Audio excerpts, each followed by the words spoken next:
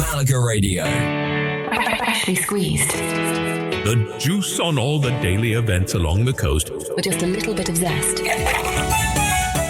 If food, wine, markets, and those places that help you understand where you are form part of your holiday, this is our food and hospitality guide for Monday the 24th through Sunday the 30th of August. And I think this week we should start somewhere very ordinary. Ordinary? In the best possible way, Mercado Central de Atarazanas. Because sometimes the most useful food experience is not a special event at all. It is simply seeing what a city eats. Atarazanas is Malaga's central food market, open Monday through Saturday, and it is still a working market rather than a food attraction constructed only for visitors. You have fish and seafood, meat, fruit, vegetables, produce from around the province and market bars operating alongside the stalls. And go in with your eyes open before deciding where to stop. You may see seafood you do not recognize. There will be fruit from the Axarquía, fish from the coast, people actually shopping, deliveries moving, conversations across the counters. It is noisy, it is busy, and that is rather the point. There is another reason the building is interesting, and the name Atarazanas takes you back much further than the market you see today. The site was once connected with a Nazareth shipyard, which I love. You walk in thinking about lunch, and suddenly the building is reminding you that Malaga has always been connected to the sea in more ways than one. Food, trade, boats, the port, the layers start joining together. And because it is primarily a morning market, this is one to think about earlier in the day rather than leaving until evening. Current opening information is on malagaradio.net and the market's own visitor information. Now let us follow some of that food inland, because one of the mistakes visitors can make is thinking that the Costa del Sol food story happens only beside the sea. It does not. A good example is Bodegas Bentomiz, inland near Sayalonga in the Axarquía. This is a working winery with bookable visits, tastings, and dining experiences. And the useful word here is bookable. It is not a special festival that automatically happens for everybody this week. Current availability needs checking directly. But it is a wonderful way of seeing where some of the flavors on the coast actually begin. You leave the busy coastal strip, climb into the Axarquía, and the landscape starts changing. Vines on the hills, slate under the ground, the Mediterranean still visible in the distance, and suddenly wine is not just something arriving in a glass. It belongs to that landscape. Bentomiz works with local varieties including Moscatel de Alejandría and Romé. So this can be a useful introduction to the fact that Malaga wine is not one single sweet wine tradition. There are dry wines, sweet wines, different grapes, and very different growing conditions across the province. And I think that is when food travel becomes interesting. Not when someone tells you this is local, when you can actually see why. Now for something completely different. Thursday the 27th and Friday the 28th, Little Italy Gastro Fest returns at the Plaza de Toros in Torremolinos. We mentioned this briefly in our Festivals and Traditions guide. Here we can look at what is actually happening with the food. Because they are taking a bull ring and trying to turn the evening into an Italian piazza. There is fresh pasta, focaccia, charcuterie, Italian sweets, and pizza al taglio. Which simply means Roman-style pizza sold by the slice. Exactly. And I like explaining those little things because otherwise somebody hears pizza al taglio and thinks they need to know a secret password. You do not. It is pizza. You point at the one you want. Everybody survives. The event runs on both Thursday and Friday evening and is ticketed. There is food, live music, and entertainment. So this is much more of a designed food festival atmosphere than our Atarazanas starting point. And that contrast is useful. Atarazanas is everyday Malaga. Bentomiz is the landscape behind the coast. Little Italy is intentionally temporary. 2 summer evenings built around another Mediterranean food culture. Friday the 28th gives us another hospitality idea, this time in Mijas Golf. At La Zambra, the last Friday of the month means candle night at Mood Spa. And this one is about atmosphere as much as food. The current resort offer combines a candlelit water circuit with live harp music. Then the wider resort has dining options if you want to turn it into a full evening. Current session availability needs to be checked directly with La Zambra. But it is interesting because it shows how hospitality has changed. This is not simply, here is a restaurant, come for dinner. It is wellness, lighting, music, food, and the setting all being designed as one experience. Which may sound very far removed from buying tomatoes at Atarazanas. And it is. That is why both belong in the same guide. Let us change pace and give you some quicker food and drink choices. In Malaga City, Cervezas Victoria has an official brewery visit, and there is more to it than simply walking past tanks.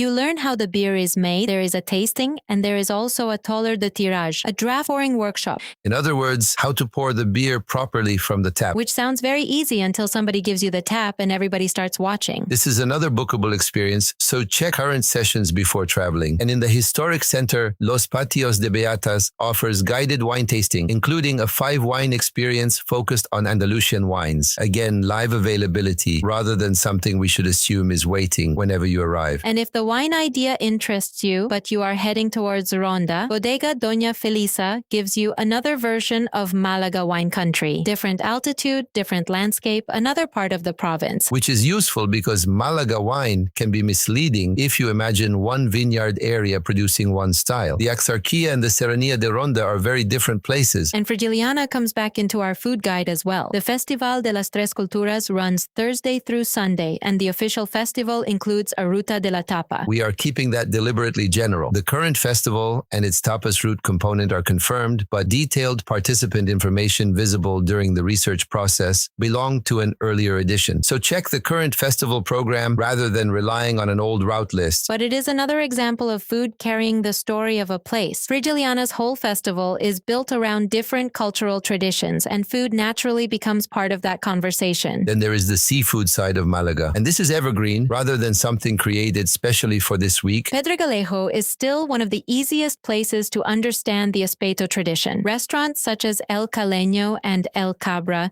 sit along the seafront where you can see fish cooked over the open fire in those sand-filled boats. If you have never seen an espetero working, it is worth watching for a moment. The fish is skewered and positioned beside the fire rather than laid flat over a conventional barbecue. And August is exactly the sort of month when the smell along that promenade can make an apparently very organized person suddenly change the lunch plan. I am sure you know absolutely nothing about that. Nothing. But before we finish, I have one Malaga food place I wanted to save, because this is one of those places locals enjoy explaining to visitors.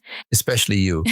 Especially me. Where are we going? El Tintero in El Palo. And if you arrive expecting the usual restaurant routine, sit down, read the menu, order your starter, wait politely, you may spend the first few minutes wondering what everybody else knows that you do not. Because El Tintero works differently. Waiters come out carrying plates of seafood and fish and call out what they have. If you want that plate, you signal. The food comes to you as it moves around the restaurant. And so somebody is walking past shouting the name of a dish, and you have to understand that is not background noise. That is the menu arriving. And there is a little resemblance in the logic to the Pintexo culture you find in northern Spain. In traditional Pintexo bars, the number of toothpicks or skewers left on your plate can help tell the bar what you have eaten. At El Tintero, the plates tell the story. Exactly. You eat, more food appears. Somebody calls something you suddenly decide you definitely need. And by the end, the dishes accumulated at the table form part of how the meal is counted. Which explains why going there with somebody who understands the system makes the first visit much easier. And more fun, because once you understand it, you stop waiting for the restaurant to behave like every other restaurant. You join in. That is why I wanted it as our discovery. Not because it is new this week. It isn't. It is one of those Malaga experiences that has been there all along, and a visitor can easily pass it without knowing why people talk about it. And El Tintero is already on malagaradio.net, so if that has made you curious, you can look it up there afterwards. And that is really what this food and hospitality guide has been about. Not simply where to eat, understanding what the place is telling you. So for Monday the 24th through Sunday the 30th of August, you can start with Everyday Malaga at Atarazanas. Head into the Axarquía for wine country, try 2 nights of Italian food culture in Torremolinos, or look at how places such as La Zambra are combining hospitality, atmosphere, and wellness. There are brewery and wine experiences in Malaga, wineries inland, the food side of Frigiliana's Festival de las Tres Culturas, and the permanent seafood culture along Pedregalejo and El Palo. And please remember that a good holiday meal does not have to become an expedition. Sometimes you find a small bar, sit down, order something because the person next to you has it, and that is enough. For current opening information, booking requirements, and the places we have mentioned, use malagaradio.net. And if you want the rest of the week, there are separate weekly diary guides for festivals and traditions, culture and exhibitions, music and nightlife, and sports and outdoors. Or begin with what's on Costa del Sol this week for the short overview. Listen at malagaradio.com, and Malaga Radio podcasts are also available across the major podcast platforms. For daily changes and new things we find as the week develops, join us on Freshly Squeezed. Hasta luego. A bientôt. Malaga Radio.